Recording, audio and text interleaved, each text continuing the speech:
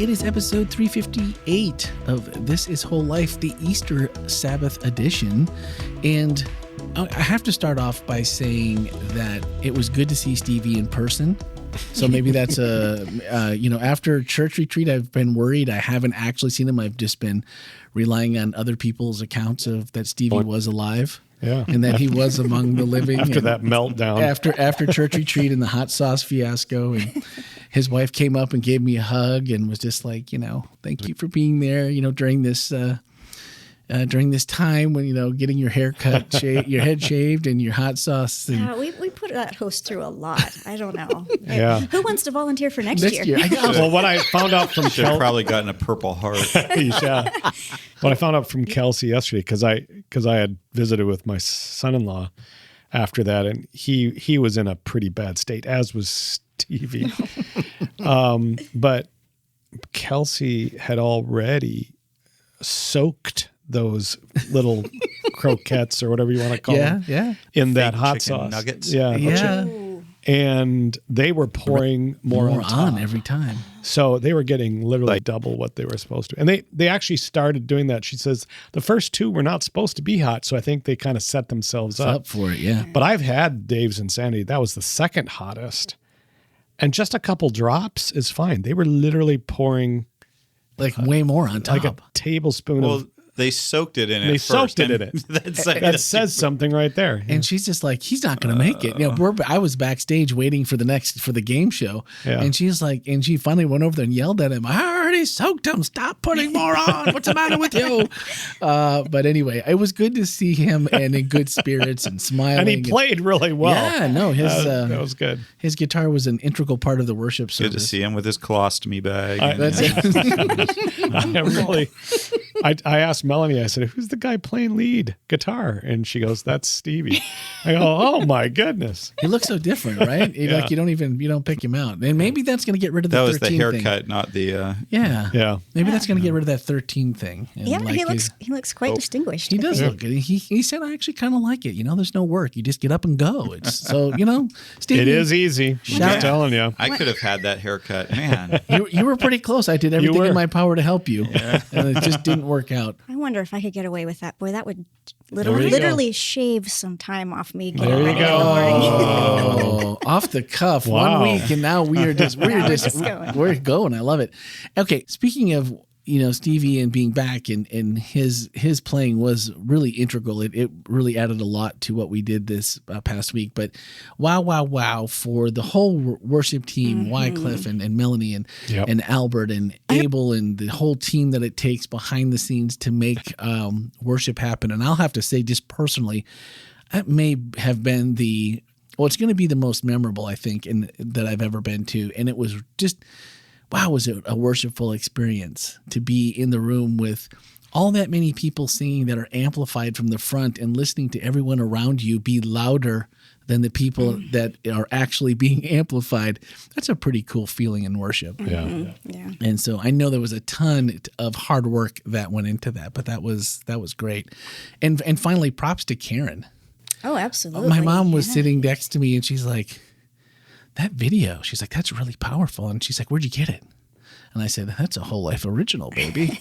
I said, we do that kind of stuff in house. That's the kind of talent we have around here. And Melanie wrote it and produced it. I just found out. And then and took care of going over the voiceover with Karen, and she hit it. It was that was amazing. She did a great job. Yeah.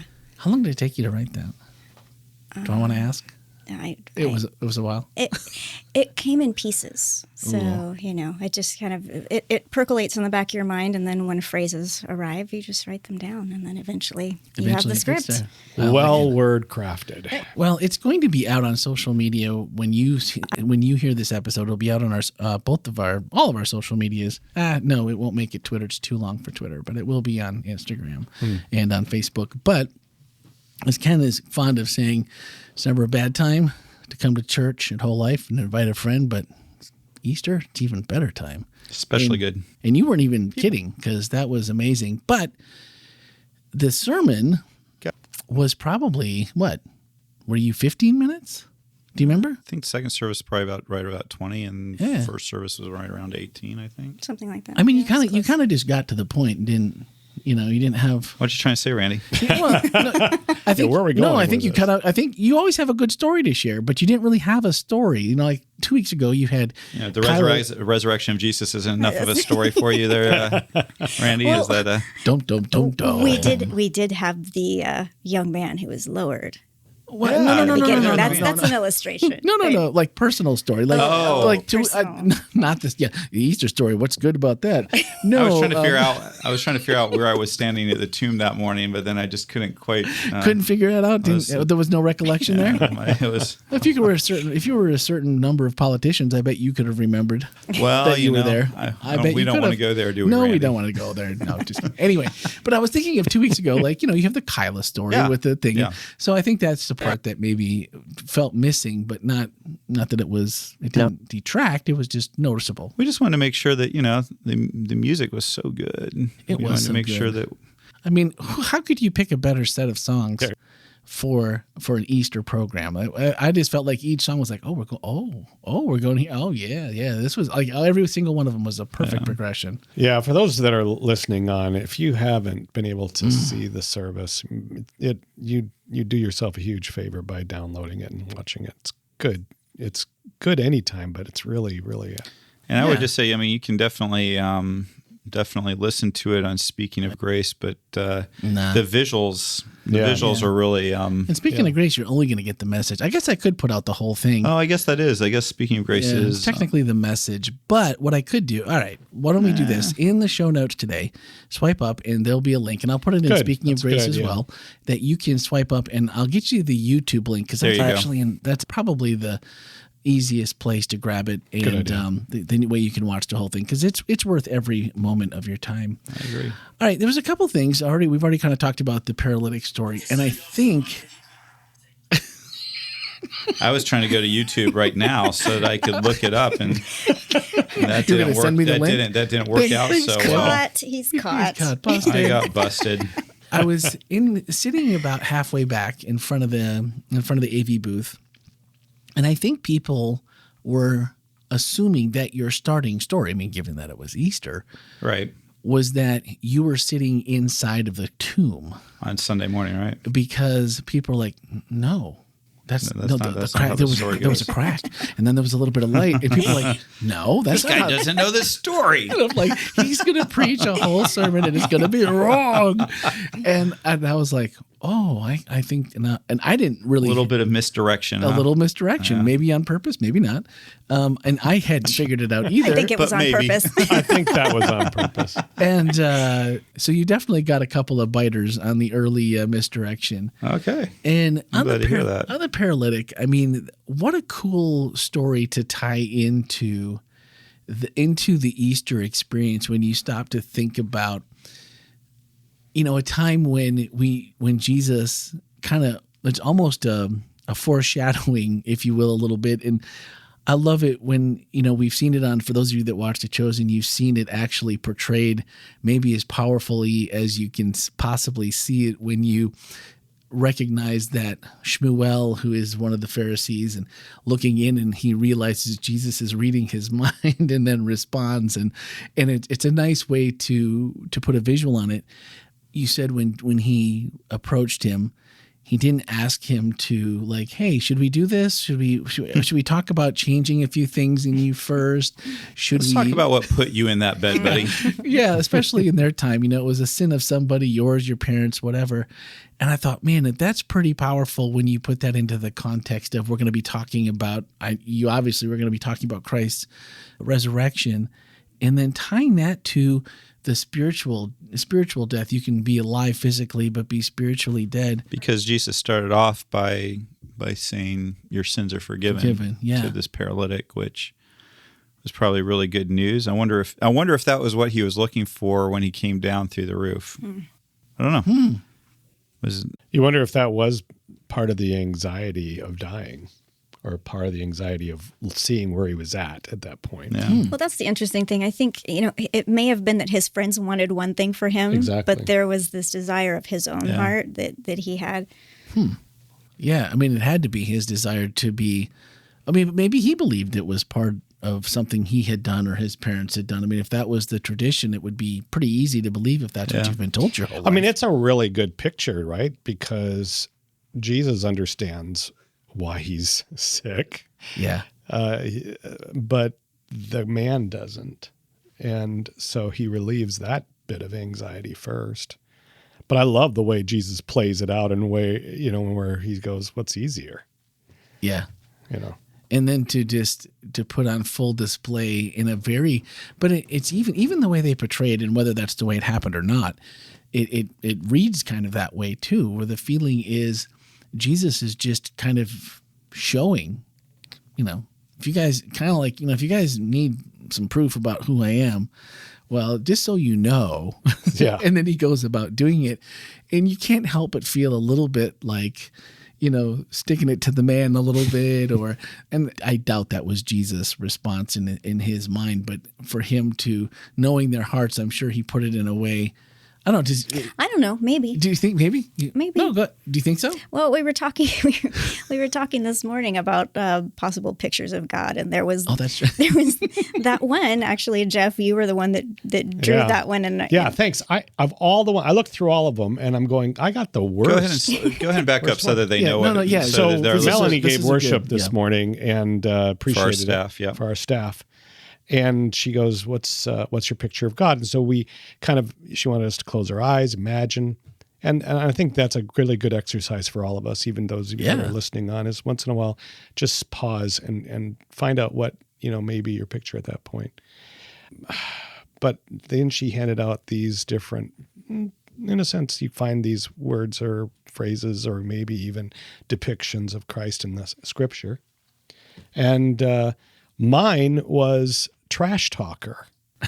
And I'm thinking, metaphor for God, right? A metaphor for God. And I'm going, because there was other words like bread. I got the potter. The potter. I saw that one. I got a tall fortress or something, or I'm sure that a lamp or whatever, oil and whatever, some metaphor. I get trash talker. Now, I have to tell you, as my history goes, as I love sports, but my pet peeve in all of sports is trash talking. And I get that one. And, so I somebody's trying to tell made you a mental Jeff. note that I better not play any sports with Jeff. I'm the king of trash talking. And it's not because I know what they're doing, because you watch Michael Jordan, you watch these extremely good athletes, and they get into the heads of their opponents. It's part of it. But when you're no good and you still trash talk, that's why you have to. So you gotta get some kind of advantage. And I'm not saying that that's how I judge people, but I do judge people. And that I got that, I'm thinking, wow, I never thought about it. And I did get the point where. And by the way, for those of you who are saying, come on, all of the things that we had Bible verses attached to them. Yeah. And Melanie, what was the Bible Psalms verse that 59, it was right? the Lord scoffing at the nations, and then taunting what he them. was saying, basically taunting them. So yeah, the phrase trash talker might be a little strong, but that was the idea, though, that might be an angle of God that we're not used to. Maybe one we don't like. And I obviously for this conversation here, I think it's important that we see these different views. And by the way, the Bible doesn't sugarcoat God in terms of, how we see different things portrayed and what he does. And so we can't assume that Jesus is in our box. So I love that exercise. So one of the things that I said, you know what? Jesus is trying to get in my head. Who else would I want in my head?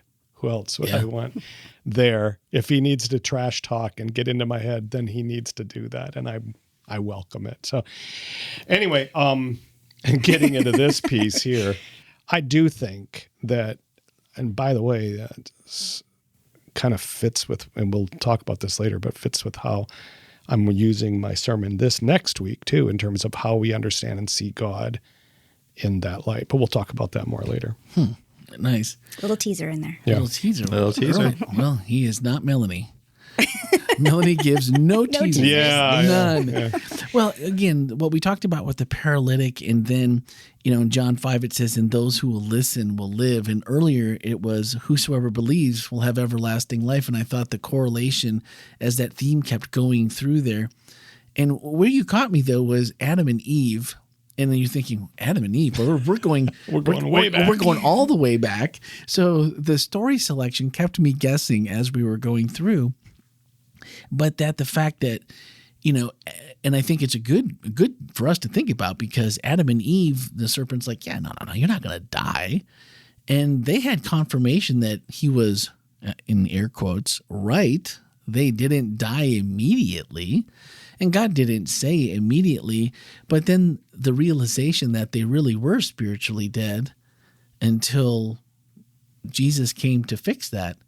That's one we don't always think about, where we are in our lives and what our spiritual walk is. And there's time, it made me immediately start thinking like, man, here's been times when I know I've been spiritually dead, but totally, if you'd have asked me, I would have said, no, I don't think that's true. And then you look back and go, wow, that was a really dark time. And I probably was. And so just that. Yeah. Paul calls a good one. Yeah. Paul calls Christ the second Adam. And I think what's fascinating for me on that is that God says that in the text that I shared, it says, in the day that you'll eat, dying, thou dost die. In other words, you will begin dying and eventually physically die. Or you are spiritually dead, which is going to take you to somewhere physical eventually. And for me, the fascinating thing is about Jesus being the second Adam, that through Christ's death and resurrection, the process is reversed. Adam brings death into the world, and we spiritually die, which leads to physical death. And then with Christ, though, Christ gives us spiritual rebirth, which leads to physical resurrection at the second coming for all who have died in Christ. So just kind of a cool thing that Christ brings us back to life right now. It's not something we just have to wait for or hope for at the resurrection, but it's a new life now. And he reverses what happened in Adam at the very beginning, where death comes to reign on earth, and Christ just does that. And that's where it really, to me, played into that first story of the paralytic. Christ takes care of his spiritual rebirth before he takes care of his physical rebirth. And to me, there's kind of a lesson for me in the importance of, a lot of times I come to God wanting him to take care of my physical well-being issues. And God, I think, is more than happy to do that. I think God cares about me physically, but I think God also really cares about me spiritually, and says, Ken, maybe we need to take care of the spiritual issue that's impacting your physical issue. Before we fix that physical thing, we need to go ahead and make sure we fix that spiritual thing that potentially is having that impact on your physical. Yeah, that really put it into context. And this was something I had never considered until probably, 15 or 20 years ago, the first time I'd ever heard someone say or speak this idea in a message about that the kingdom of God is here now. It's as close as the breath in front of our face, and we're full of the life that's been given to us because of the resurrection. And so we don't have to wait to live like the kingdom is here. And man, that's a good reminder, because it's so easy to forget that it's like, well, no, we're just waiting. And then, so that means we have time. And if we have time, then we can be about doing anything, whether good, bad, or indifferent. But the focus tends to be so far in the distance that it's taking care of the spiritual things, or maybe even the physical things, just becomes secondary. But that's a tricky concept to think about. I mean, at first you're like, well, that's easy. Yeah, that's good. But then the more you dig a little bit deeper and you think about it and talk to God about it, it's been something that at times almost feels not real. And I don't know, for someone that might be hearing that concept, maybe they heard it the first time. And the first time I heard it, I'm like, that's not that can't be right. And it took a little while to settle. And I just wonder if any of you guys, I mean, you guys all went to higher ed and learning and learned all the big ideas. I like your hand motion. It's way up here. Miming it. I'm down here. Randy's waving when he says higher ed. He waves his right hand just above his head, because it goes over. Because I feel like lower on the totem pole. As everyone, but I mean, the first time maybe you thought about that concept of it or realized what it was, and then the subsequent fallout afterwards, for me, it was really exciting initially, almost like believing in Jesus for the first time. Like, well, that's really cool, because that means there's lots of things I can learn. There's a relationship I can really have, even though we've always been like, I can have a relationship with Jesus. This made it seem real, like that's actually a tangible thing to me. And then later it's like, well, I don't know. That's kind of a different or a weird concept to put into describing to someone, because I've had someone say, well, I don't think that sounds right. Well, I don't know if you achieve or get there by higher education, even that whole concept. I mean, if you think about it, Jesus points us to children. Mm-hmm. There you go. Because children get that. You never talk to a child and say, by the way, you'll understand how your dad really loves you and how he really wants to be with you. They already get it. Yeah. Their dependence and their ability to visualize and conceptualize daddy now in a very experiential way.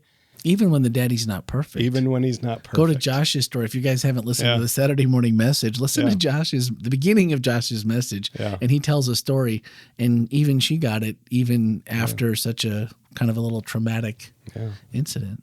That's crazy. No, it's one, though, that I feel like once you grab a hold of and you really do believe it and you understand it, however you process it, it was a good reminder this week, but it's one that I think really changes your view of God and what your walk is supposed to, like. It's got to be more. For me, my walk had to be way more than it was when I found that out. Because I'm like, I'm totally not doing this the way I should be. And I couldn't tell you like, well, I had to change A, B, or C, but it just felt like a different conversation that started happening when I prayed and when I read the Bible, even read Bible stories to my kids. It just felt different after that. So I was glad that was part of our message this week. Well, so I'm gonna tease a question out of that, because I thought the idea of 2 resurrections was just so intriguing. Yes. And so, at the risk of expanding the metaphor beyond its actual reaches, what would you say is the extent of the resurrection? Because it seems like life happens at a lot of different levels. So are we talking about a complete, total resurrection into wholeness? Are we talking about a resurrection into a comatose state? Are we talking about a resurrection, but you still need physical therapy? I mean, what are we talking about resurrection? This kind of question comes from up here, guys. Who invited Melanie to this podcast here? You laughed at my hand motion until it came back to bite you. So So yes, at the risk of stretching that metaphor, what a good question. And so, you know what? Let's go ahead and just go back to that Adam and Eve metaphor. Not metaphor, but I'm sorry. Now I'm going to be quoted somewhere as saying that I believe that Adam and Eve are metaphors, which is not what I mean at all, because I don't. I believe. Anyway, I can just see that. Another podcast. Not what I believe. Right. Anyway, point being, let's go ahead and tell the story of Adam and Eve. Dying, thou dost die. There's a process to dying that takes place. And I do think that here on earth, at least in the spiritual metaphor, I think we like to tell the stories where you snap your fingers and Jesus completely brings you back to life and you're completely healed and your skin is the skin of a baby. And does God do that? At times he does. But there are equally as many stories in the Bible where you see people that are that come to Christ or come to God, and their character is refined over time. They slowly come back to life. And so I think that one of the things that I would encourage people with, and I'm glad Melanie gave me the chance to say this, is when you hear that story and when you hear it on Sabbath, I hope what you didn't take away was, oh, wow, I wish that I was resurrected so I had no more imperfection in my life, and so that I didn't snap at people when I'm tired and worn out, and I was nice when I'm driving through Orlando traffic or wherever you live. I wish God would do. I want that resurrection. I want the one where God snaps his fingers, and we all want it now. But you know what? Sometimes the reverse process is what happens, where God slowly brings us back to life. It's the metaphor that's used in the vision of Ezekiel, where the bones don't just suddenly, they're not an army immediately. They actually slowly, it says that that muscle and sinew and then skin, and then it actually goes out of its way to say that there's no breath in it. And you have to prophesy again and say winds come together and put breath. So sometimes the process of spiritual resurrection is lengthy. And I think that sometimes we think that we're more resurrected than we are. And Christ hasn't fully breathed his spirit into us. We're physically, maybe we look like we're doing all the right things spiritually, but Christ hasn't put his spirit yet into us, and that needs to be breathed into us. And I think that's one of the joys I have as a pastor, is often watching people who have that transformation process begin in them. And oftentimes people are like, I want the big miracle. I have a drug addiction. I admit I've got a problem here. I want to quit doing drugs. And they'll come to me 6 months later, and I've prayed about it, and I'm still doing, not as much as I was, but I'm still doing drugs, and I'm so frustrated. Why isn't God just taking it? I prayed about it. Why isn't God just, I'm still struggling with it. I'm still struggling with this problem. One of the other ones is I encounter people, they'll quit doing drugs, but they'll start smoking, or they'll start chewing tobacco or something like that. And it, which also has its health implications for it's you, an right? Upgrade, but it is. And when you go from somebody using meth to chewing, if you've ever had somebody you love that went from doing hardcore drugs to chewing, you're just so delighted that and you can be offended by that, but let me tell you, if you've had somebody you love, you're like, oh, thank you. Mm-hmm. I've watched that happen. I've watched it where it's just this process of God refining slowly. I've watched it in the lives of people that I love around me, in my church members' life, in my own life. There are things that I have struggled with, and I want them to be gone, and God just slowly, sometimes almost imperceptibly, is working on things, and sometimes not in the order that I think, but the best order to get the complete product that I think that he wants out of me. And so thanks for asking that, Melanie. I think that's a really good one, because I really do. I believe that I think God can bring people completely back to life the way he did Christ at the tomb.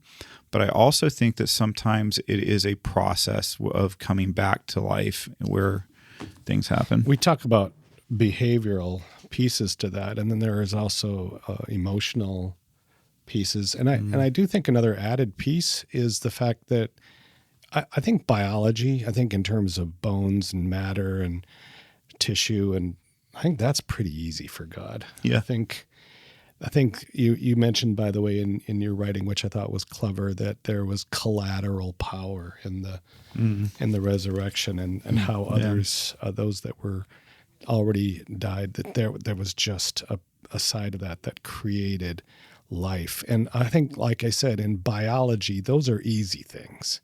Yeah. Because God never takes away choice. I mean, it's always there. And so I think that emotional piece, I think God always respects our choices. And so does it seem slow? Sometimes it does. Yeah.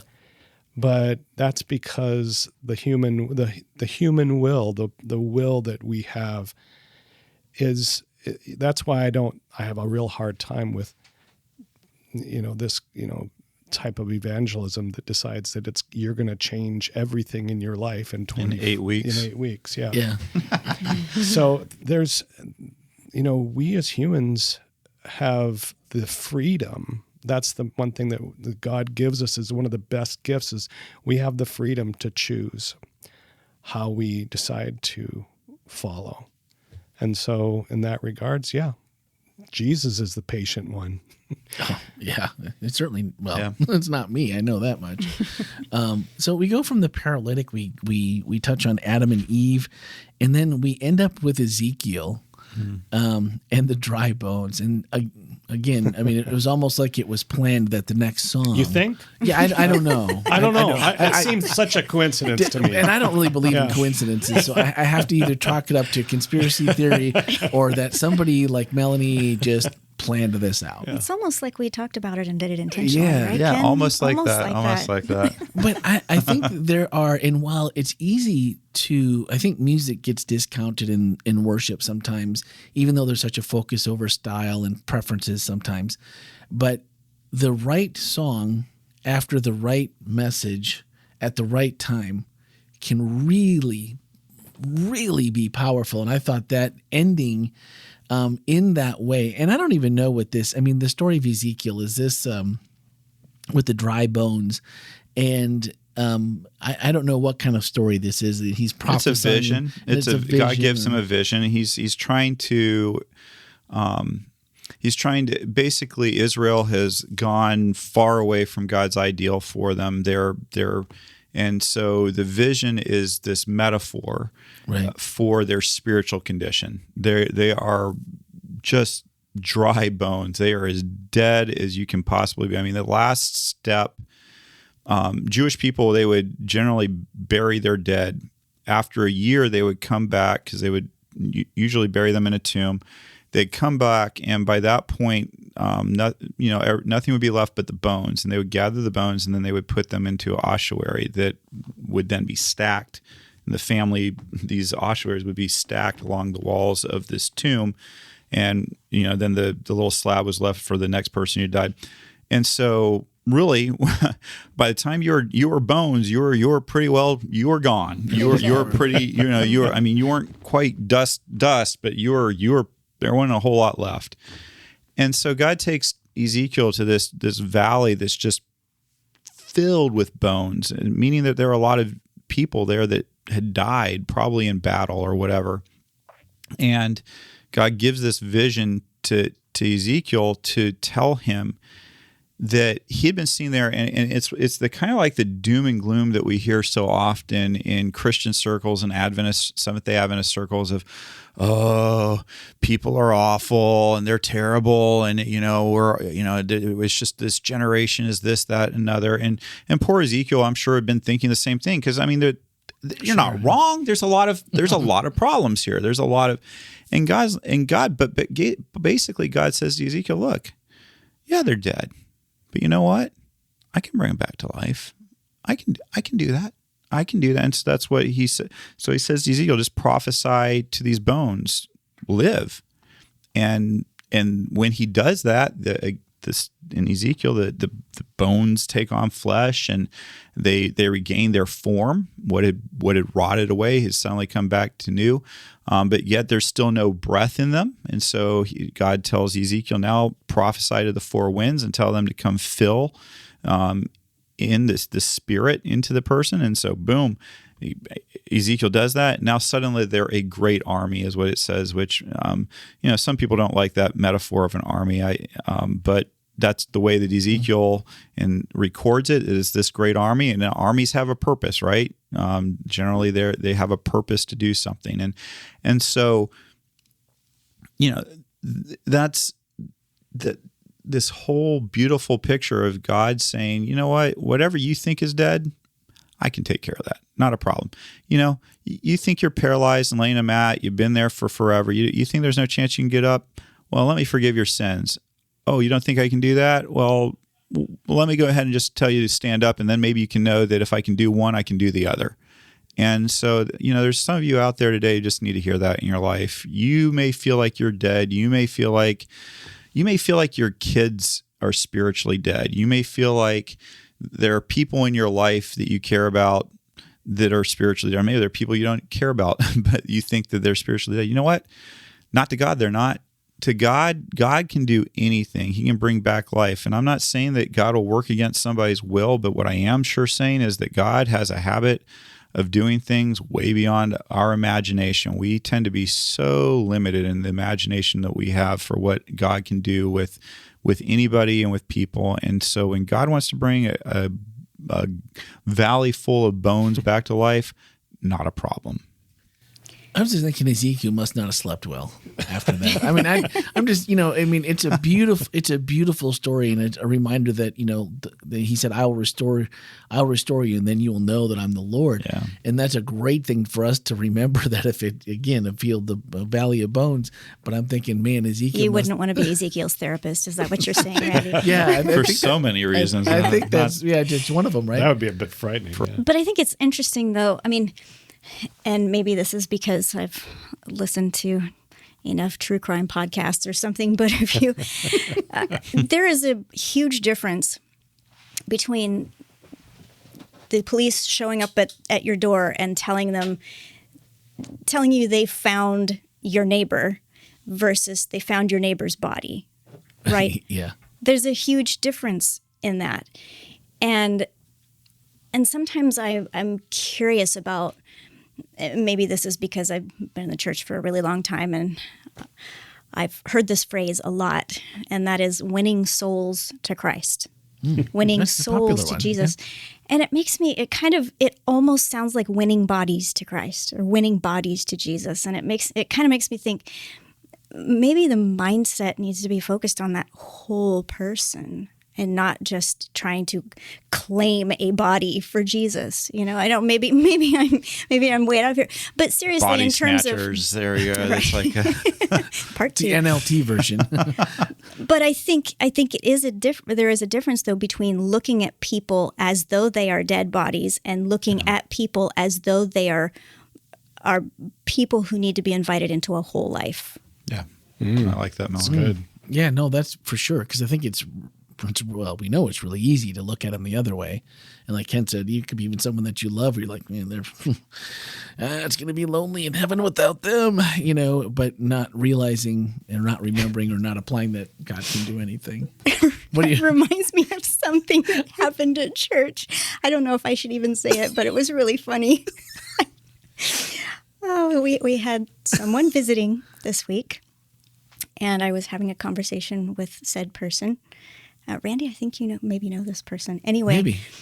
they said something about the worship service, and I said something about, yes, we want to raise the dead today. And this person said, can we choose? I do know that person. You do know that person? No, I remember. That was, that person. You know who you are, and I know you're listening, probably. And so you can send your complaints to Melanie at WholeLife. Yes. No, I know that person. That's my mother. She has the quick wit and the sass that comes through every so often, and it was perfect timing, actually. So, but it's true. I mean, and even joking about it is true. Sometimes we feel like, man, there's a couple people I could care. If they didn't make it, that'd be all right with me. And then I think, you know what? When we really stop and think about it, if we realize that we are not just bones anymore and we're all back put together perfect and that's happened, we probably will miss some. I think we'll miss a lot of people that we're not thinking we would have, at least on the earth, that we would have missed, but once we're in heaven. It is interesting to think about, there are some people that you think, wow, I cannot imagine spending eternity with that person, But then you imagine that person filled with God's love, and living into the fullness of what that means and who that person would be. And then it seems like they would be a lot more pleasant. Happens in you too. Yeah. Is it also? I was going to say, is it also possible there may be a few people in heaven that you just nod and say hi to as you walk? It's like, walking. I love you. I do. We just, Give me another 1,000 years. Yeah, I'll be there. You know. Heaven's a big place, I have a fear that there might be some people who think that way about me, right? So, right, exactly. Well, that's because you're a kind person. I don't spend a lot of time worrying about that. You know what? Hang out with me, no worries. Well, heaven's a big place, right? Oh, man. Well, you just don't know what you don't know, but you can only imagine. And okay, so that's going to do it. This week, we're going to have Jeff. And if you want to find out what's happening after Jeff, go ahead and stick around. We got a couple more minutes and we're going to discuss what's upcoming. And that way, if you're just ready to be done for this episode, you can be done. And if you want to find out what's happening, stick around for just a couple more minutes. Have a great week, everyone.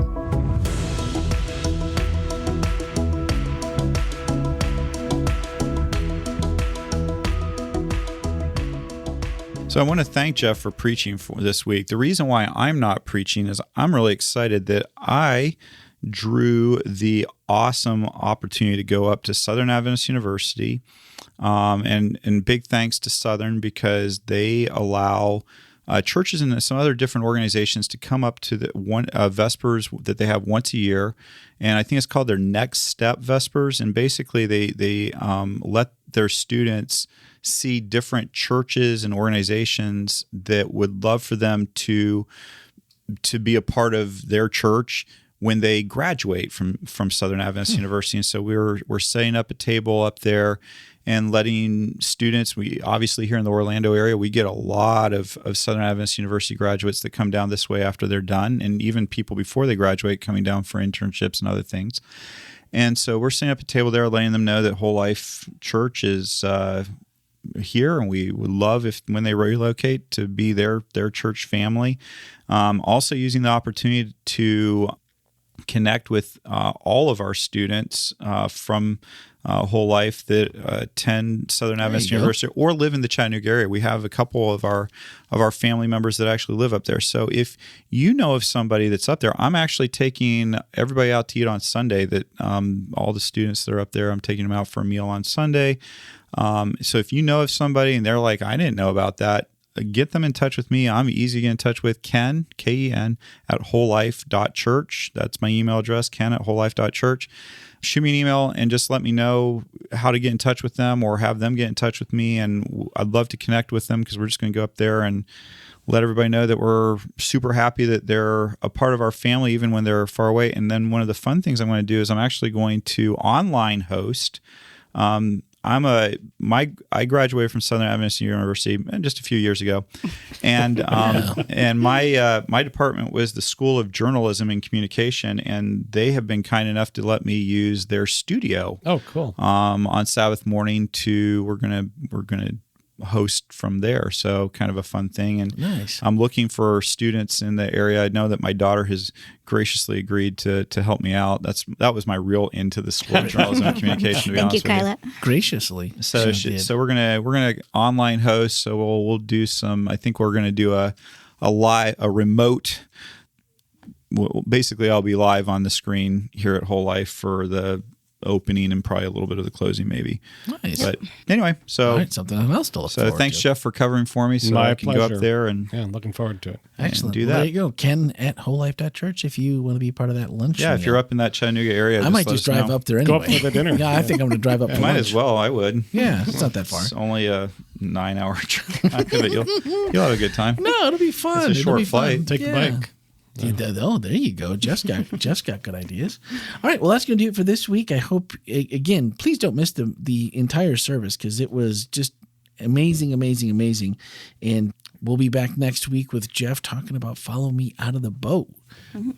So Is that the end of the series? No. We got what, two more? I guess, should we tell them what's happening the week after, Jeff?